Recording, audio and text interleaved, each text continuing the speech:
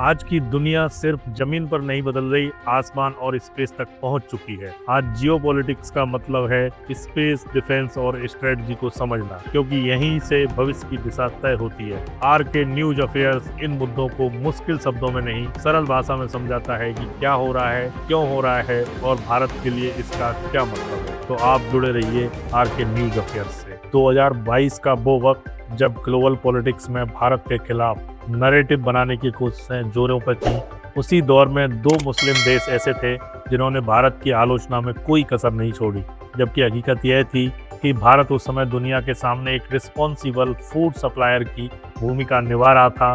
भारत उन देशों तक भी अनाज पहुंचाने की कोशिश कर रहा था जहां भुखमरी का खतरा साफ नजर आ रहा था। लेकिन इसी बीच भारत को बदनाम करने की एक वेल प्लान स्ट्रेटजी सामने आई और इस पूरी कहानी के केंद्र में थे तुर्की और इजिप्ट। साल 2022 में इन दोनों देशों ने भारतीय गेहूं को लेकर गंभीर सवाल खड़े कर दिए। भारत से भेजी गई गेहूं की खेप पर आरोप लगाए कि वह इंटरनेशनल क्वालिटी स्टैंडर्ड्स पर खरी नहीं उतरती। इस बयान के जरिए असल मकसद अंतर्राष्ट्रीय बाजार में भारत की छवि को नुकसान पहुंचाना था। कहते हैं ना, सांप को चाहे जितना भी दूध पिलाओ, मौका मिलने पर वह डसता ही है। उस वक्त तुर्की और इजिप्ट ने वही किया, लेकिन आयरनी देखिए, जो देश तब भारत को डसने चले थे, आज वही हालात के आगे भारत के दरवाजे पर आ खड़े हुए हैं। दोस्तों, यह कोई छोटी खबर नहीं है, एक बड़ी जियोपॉलिटिकल रिवर्सल सामने आ चुकी है जिसे समझना बेहद जरूरी है। इसलिए वीडियो को अंत तक देखिएगा। असल में 2022 का वह पल भारत कभी नहीं भूल सकता जब सबसे पहले तुर्की ने भारतीय गेहूं स्वीकार करने से इनकार कर दिया। तुर्की ने यह कहकर गेहूं से भरे जहाज को अपने पोर्ट से वापस लौटा दिया कि उसमें बीमारी फैलाने वाले तत्व मौजूद हैं। इसके बाद वही गेहूं इजिप्ट भेजा गया, जो उस समय भारत से नियमित रूप से गेहूं खरीदने वाला देश था। लेकिन हैरानी की बात यह रही कि इजिप्ट ने भी बिना किसी ठोस वैज्ञानिक जांच के तुर्की के दावों को आधार बनाते हुए भारतीय गेहूं को खारिज कर दिया। दोनों देशों ने दावा किया कि भारतीय गेहूं में रूबेला नाम की बीमारी पाई गई है और इसके सेवन से लोगों की जान को खतरा हो सकता है। इसी बहाने भारत के करीब 60,000 टन गेहूं को वापस भेज दिया गया। हालांकि भारतीय एक्सपोर्टर कंपनी आईटीसी लिमिटेड ने इन आरोपों को सिरे से नकार दिया। कंपनी ने साफ कहा कि तुर्की भेजी गई गेहूं की खेप सभी इंटरनेशनल क्वारंटाइन और क्वालिटी चेक्स पास करने के बाद ही निर्यात की गई थी। हर जरूरी टेस्ट के बाद ही शिपमेंट को ग्रीन सिग्नल मिला था। इसके बावजूद तुर्की और इजिप्ट अपने फैसले पर अड़े रहे और भारत की सफाई सुनने को तैयार नहीं हुए। लेकिन इसी कहानी में एक ऐसा मोड़ आया है जिसने दोनों देशों के दावों की पोल खोल दी। जिस गेहूं को तुर्की और इजिप्ट ने बीमारी का नाम देकर ठुकराया, उसी गेहूं को इजराइल ने बिना किसी हिचक के खरीद लिया। पूरी खेप इजराइल में स्वीकार कर ली गई। इससे साफ हो गया कि समस्या गेहूं की क्वालिटी नहीं थी, समस्या पॉलिटिक्स थी। अगर भारतीय गेहूं वाकई खतरनाक होता तो इजराइल उसे क्यों स्वीकार करता? इस सवाल ने तुर्की और इजिप्ट के दावों को इंटरनेशनल लेवल पर कटघरे में खड़ा कर दिया। हालांकि तब तक भारत की छवि को नुकसान पहुंचाने की कोशिश की जा चुकी थी। भारत ने उस समय संयम दिखाया और कोई अग्रेसिव प्रतिक्रिया नहीं दी। लेकिन वक्त बदल चुका है, आज तस्वीर बिल्कुल उलट है। इजिप्ट खुद एक गंभीर फूड क्राइसिस से जूझ रहा है। इजिप्ट दुनिया के सबसे बड़े गेहूं आयातकों में से एक है। वहाँ की बड़ी आबादी सस्ती रोटी और सरकारी सब्सिडी वाली ब्रेड पर निर्भर है। इजिप्ट अपनी जरूरत का बड़ा हिस्सा रूस और यूक्रेन से पूरा करता था। यूक्रेन युद्ध के बाद ग्लोबल सप्लाई चेन टूट गई, गेहूं की कीमतें आसमान छूने लगीं और इजिप्ट जैसे देशों के लिए महंगे दामों पर गेहूं खरीदना लगभग नामुमकिन हो गया।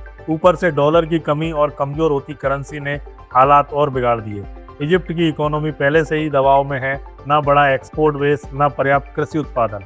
रेगिस्तानी भूभाग के चलते खेती की भी सीमाएं हैं। सरकार सब्सिडी के दम पर हालात संभालने की कोशिश कर रही है, लेकिन महंगाई और कर्ज के बोझ ने आम जनता की मुश्किलें बढ़ा दी हैं। और ऐसे हालात में इजिप्ट के सामने सबसे सस्ता, भरोसेमंद और स्थिर विकल्प सिर्फ एक ही है, भारत का गेहूं। भारतीय गेहूं अंतर्राष्ट्रीय बाजार में हमेशा से कंपैरेटिवली अफोर्डेबल माना जाता है और उसकी क्वालिटी भी स्टेबल रही है। यही वजह है कि जब इजिप्ट पर खाद्य संकट गहराया तो एक बार फिर उसकी नज़र भारत पर गई। इजिप्ट ने दोबारा भारत से गेहूं खरीदने की इच्छा जताई, लेकिन इस बार हालात 2022 जैसे नहीं थे। मीडिया रिपोर्ट्स के मुताबिक भारत ने इजिप्ट की इस मांग को तुरंत हरी झंडी नहीं दी। घरेलू बाजार से कीमतें नियंत्रण में रखने का हवाला देकर इस मांग को पेंडिंग लिस्ट में डाल दिया गया।